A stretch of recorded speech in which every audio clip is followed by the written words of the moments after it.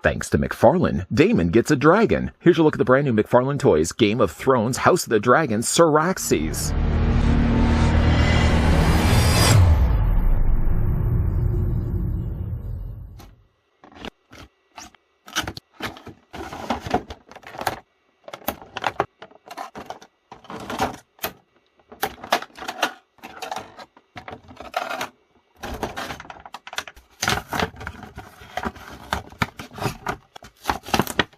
Fiercest of all the young dragons in the dragon pit, Caraxes was once the mount of Prince Aemon Targaryen, son of Jaehaerys and both uncle of Daemon and Viserys I, but he became Daemon's mount by the year 105 AC. Nicknamed the Blood Worm for both his color and brutal tendencies, he is savage, cunning, and blood-tested. Caraxes has a noticeable appetite.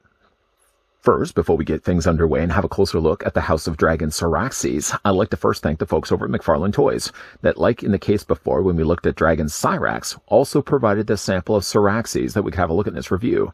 Let's measure this guy 2 times. In fact, what we'll do first is we'll measure from wingspan. So one end of the wing to the other end of the wing. We'll grab the tape measure here. And from one end to the other, the wingspan of Caraxes is about 12 inches in width. Flip that around, you're looking at it being about, I would say, 29 centimeters wide. Then, if in case you guys wanted to see how long it is, although this one does have sort of a weird way they've sculpted this, but from one end of its snout to the end of its tail, let's look at that at being about 40 inches in length, or Caraxes, or 40 centimeters in length, or in inches, it's about 16 centimeters long. And because this is the second dragon we've looked at from the House of the Dragon line, let's move over Caraxes that we're about to have a look at, and we'll bring in the earlier looked at Cyrax, who I may have in the review said that it was slightly smaller of a dragon than Caraxes. It really isn't the case. If you look at them actually, they're about the same size to one another. I think it was just more the fact that Caraxes' wingspan is sort of sprawled out across the display stand it's perched on top of. That kind of gives the illusion that this dragon is slightly bigger than the other one. To be displayed with the dragon, I suppose, the statue comes included with a trading card. I prefer to put my trading cards, honestly, in trading card sheets, but I suppose if you wanted to, you could have this just propped up right next to the dragon's wing. Depicted, though, on the front of the trading card, like the card we got before. In this case, you've got Daemon down below, scaled then to the size of the dragon that's behind it. Down below that, you've got Caraxes, and then to the corner of that, you've got House of the Dragon. What's interesting, though, is to bring in the card that we got with Cyrax. If you, say, put them in your trading card sheets with this one being first, and then this one being second, the two characters are actually looking at one another. I'm sure that was intentional, and that probably wasn't even McFarlane's smart choice to have the cards facing this way. There's probably a larger artwork that probably would have had the two characters facing one another, and then the two dragons displayed behind them. I'm definitely going to be putting in this order. Flip, though, to the back of the card. The writer in this case is Daemon Targaryen. There is a paragraph read. You can pause and read for yourself. It's the same thing I read at the beginning of the video. No need to thank me. I was more than happy to oblige. But there's a paragraph read. I'm going to go ahead and put these in my trading card sheets right after this review. One thing that's rather interesting about the dragon is, first of all, the assembly of it is exactly the same as Cyrax that we looked at before. So you have to take, of course, the dragon, you have to attach onto the display base, and then you have to put the wings on, snap, snap, and then you have to put the tail on the back to give us the completed dragon. The interesting thing about the dragon, though, is the display base, picking it up right now, looks very similar to the one that we got with Cyrax. If you, though, look at Cyraxes, I just happen to have it off to the side here. If you look at them, they are identical display stands. Now, you may look at that and think, oh, wait a minute. They are different. No, they're not. They're exactly the same. The placard is placed in the same place in the front, and you can also see the mounted points on the back or on the front here are in the exact same spots. The smoothness is also textured the exact same on the back of the display stand. And to go then one further, one thing I noticed also when looking at Caraxes' display stand is that the way you attach the dragon, you have to attach his back hind legs onto the back of the post, back of the display stand. But then you have to take this part of the wing and snap it onto the front where this mountain peak is. If you put the dragon down here for a second, I'll have to do this for right now for you guys, and you bring in Cyraxes, something I didn't notice right away when we looked at Cyrax's display stand. If you look to the corner here, now this would be, of course, the point where Caraxes' wing would attach. Don't know if you can actually see it. There's a part of plastic that now seeing it looks like it doesn't belong with the rest of the mold. They clearly have then used the exact same display base and then just then moved around the parts that the dragon would have to then to attach to, including this part where Caraxes' wing would plug into place. Now, obviously, Cyrax doesn't need this part, so they just covered it over with an extra bit of plastic. Interesting. going to move that to the side. We're going to bring back in Caraxes later on at the end of this review, but obviously picking up Caraxes here. Caraxes, the assembly, again, was required. You have to take the body. The body's already attached. The neck is already part of the body. Then you just literally snap the wings onto the sides, and then you attach the tail. The tail, again, it stays better, I feel, than Caraxes we looked at before. When I did plug this in, I didn't think it was going to plug in as well, and it sort of moved and wiggled a little bit, but I pushed it in a little further, and now the tail doesn't seem to be moving. Well, it does move, but it doesn't seem to be moving to the point where the tail comes off. The back hind legs, I guess you could say those are the hind legs for the dragon. They do plug in here on the back, here and here, but they plug in a different place than where Caraxes' feet were actually a little bit closer together. When it comes to Caraxes' legs are a little further apart. And then, of course, you attached onto the wings. Just before we actually get to the wings, there was one thing I wanted to talk about with the back hind leg. There is one part of the leg, if I can actually find it right here. Where was it? I think it was around the back here. There's one part of the leg that seems like it's detached. Oh, it's on this side here. This one leg looks like when I took it out of the packaging, the leg looked like it had almost a little cut right there. I'm guessing what they probably would have done is had the leg be a separate piece, but the strange thing about that is that the back wing that belongs on the back of the leg clearly is molded to the rest of the figure's body. Yeah, I think it was this side right here.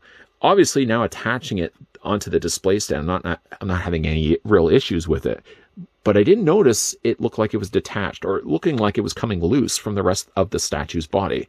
Of course, attaching on the wings were pretty easy, just simply plug those in. But it's a nice looking statue.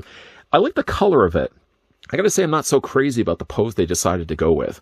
First of all, by having Caraxes so close to the ground like this, it looks like it's not using enough opportunity up here. Like, I feel like the dragon probably should have had a little higher of just a pose than not having it so close to the ground like this. It sort of looks like it's actually more in defense mode than it is in the offense mode, or it looks like it's about to lunge towards something in front of it. I mean, for what it is, the color is really gorgeous on this thing. I love the darker colors that they would have used for this. And again, they probably would have started, I'm guessing, with like a brown plastic and then just painted over top of it this crimson red. But the red works really well when you've got broken up areas like this where the black or this dark brown gets the chance to kind of bleed through it. It sort of looks like, I don't know, like the hide of like a dinosaur. It kind of has, obviously it would look a little like a dinosaur, but it's kind of got this sort of speckling to it, and it works extremely well for the wings. I also like I like the head sculpt too. Like, I think between the two, I like this head a lot more than Caraxes we looked at before. Could have something to do with the fact that this one also does have horns. The head sculpt is very similar to that of Caraxes in the sense that they have the mouth open up here. Now, the teeth aren't as bright of a color. They kind of go with more of a darker orange, darker yellow color here. And the sides of the mouth as well as the inside of the mouth is purple instead of the pink. But like the head, if you were to do away with like the horns altogether, is very close to what we would have got with Caraxes. But I got to say, like, the horns work extremely well. I like the idea of a dragon with horns on its head, kind of like the devil. Long neck, once again, like with these particular dragons, they're sleeker. They're not big. They're not bulky. They're definitely used and designed, I think, for flight and be able to move around really fast speeds. One thing that's different about this one is the fact that, again, already mentioned, is it has these little wings there on the back of the figure's legs. So it probably helps to glide it a little bit more. The tail does stretch out a little bit further also as well than the Caraxes we looked at before. But while I do like the coloring of it, I just don't like the pose as much as I think I like Caraxes. Caraxes has what I consider to be a more traditional pose for a dragon. This one looks good, but I think it could have done so much better by having a better sculpt than what it is. It's just, I feel it's too close to the terrain. It's too close for the display base. And also as well with this one too, I'm going to put it down here so maybe you can actually see this. I find the display stand does not sit flat. This part of the display stand, now I can easily just fix this, I think, with heating this in hot water. But this back part of the display stand doesn't sit flat. I think it may have also something to do with the fact that it was sitting inside the tray, and it probably just would have warped the plastic. So this is probably an easy fix. I would imagine I would be able just to heat this up either with hot water or even just a hairdryer. Take enough few passes with it to soften up the plastic, put it down then on a hard surface and sort of just push it down while it's taking the time to cool the plastic. You know, again, like, I really like the coloring of this, but I don't know if I like the pose. And again, just to bring back in Caraxes so you can kind of see what I'm talking about here. I think Caraxes just has what I consider to be more of a traditional dragon pose. The wings are up. It sort of looks like it's an attack pose. Where I feel like Caraxes, the way that they've actually designed this pose of the character, it looks like he's kind of more timid. like he's actually more in defense than he is on offense. I like the coloring of him. I don't like, though, the pose that they've given Caraxes. While maybe the pose isn't working as much for me, one thing that is working for me for this statue of Caraxes is the color that McFarlane's team chose for it. The darker red, and in some of the cases it kind of looks a little more like a warmer orange, works extremely well for the base color of the brown that they started with. While it does attach awkwardly, I feel, to the display base, at least to its credit, it does come with a display base that does have a placard on the front representing, again, the name of the character and the name of the series that the character's pulled from. Now looking at it again, and then looking at Caraxes that we looked at before, though I did want to start the series of reviews with looking at Caraxes, I ultimately looked at Caraxes. I feel like I may have actually done a detriment to this by looking at Caraxes first. While I thought I liked the color a lot more, and I still like the color a lot more for Caraxes, I certainly like the pose a lot more for Caraxes. Though both of these will look quite nice on my shelf. These will also look quite nice on your shelf, whether you've already been collecting the McFarlane Dragon line, or if this is the first time getting into the Dragon line space by getting the ones attached to, again, the House of Dragon spin-off series for Game of Thrones. Of the two dragons that we've now had a chance to look at, which one do you like more? Do you like Caraxes, the first dragon that we looked at, or do you like Caraxes? Let me know down below in the comment section.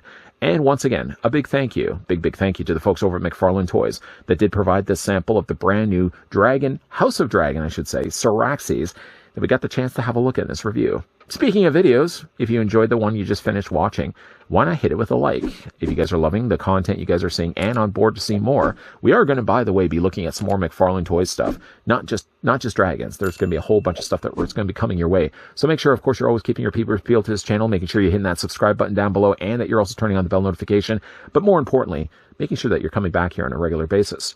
As always, guys, thanks for watching. See you guys next time.